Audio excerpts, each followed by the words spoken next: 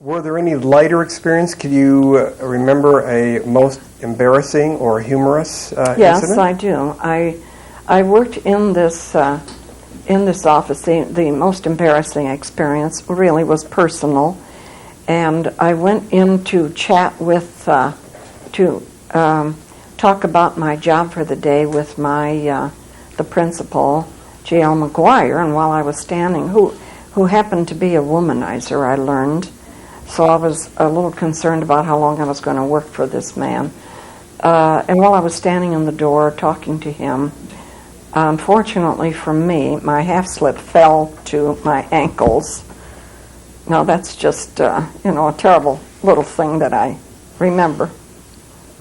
Now on the job, I don't remember any embarrassing situations. While I was on that job in Detroit for only 2 years, two of the famous people that I reported, I was sent to Ford Motor Company to report a meeting at which old Ford, and his first name has just left me. Henry Ford, who had, I think he was in his 90s at that time, and I reported Henry Ford. And then the other famous man was General Motors' Charles Kettering, who was the inventor of the automobile self-starter. But the rest of my 2 years there were pretty smooth and interesting, and I loved the work.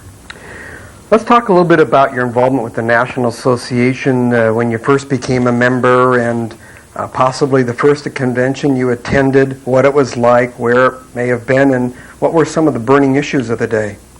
Well, now we're going to jump over quite a few years to get to that point. Yes. Had gone to Nuremberg and came back, yes. And went back to Detroit to work at that time for a brief period of time, and then I was married by then to an American Army officer I met in Nuremberg, and we went to Denver because our son had asthma, and it was military duty. I was a military wife for a few years after that period of time. We went to Denver, and I became involved. I went back to work in court in 1956 in Denver, and I really didn't know about the National Court Reporters Association, then National Shorthand Reporters Association. I became active immediately in the Colorado Shorthand Reporters Association, now Court Reporters Association, and in 1958, and became a member of National that year or the next year. My first convention was the Denver National Court Reporters Convention in 1960. I not only co-chaired it with Lois Russo, we made all the arrangements for the convention then, and we didn't know Solon National. We put on an absolutely fabulous convention in Denver. It was a great learning experience. It was the first of 3 national conventions that I co-chaired. Was there a controversy at one time about stick writers versus machine writers, and what do you recall about that, if so? Where did you get the term stick? I am a pen writer. The real court reporters never used pencils. I was a Gregg pen writer, and I had no problem at all about being a pen writer. Many of the reporters were stenotypists at that time. I have to go into more future years when I became a reporter in the United States House of Representatives in 1972 at their invitation. I did not seek that job, but by that time I had passed the National Court Reporters Association Certificate of Merit at 260 words a minute. And at that time, only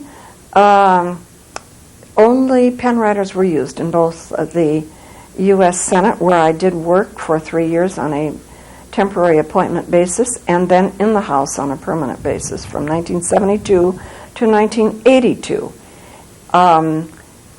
We were all pen writers because we had to walk around and write the debate in both the Senate and the House, rushing from one side of the chamber over to the next speaker, from the Republican side to the Democratic side, and report while we are writing on our shorthand pads. When I became the chief reporter in the House of Representatives in 1978, toward the end of the year, we had a vacancy coming up, and I had to convince the parliamentarian, and therefore the speaker was my immediate superior, that there were no more Greg shorthand writers, and my predecessor was the Pittman writer, and there were still, I think, 2 Pittman writers in the Senate. And but I had to convince him that we had to go to the stenotype reporter.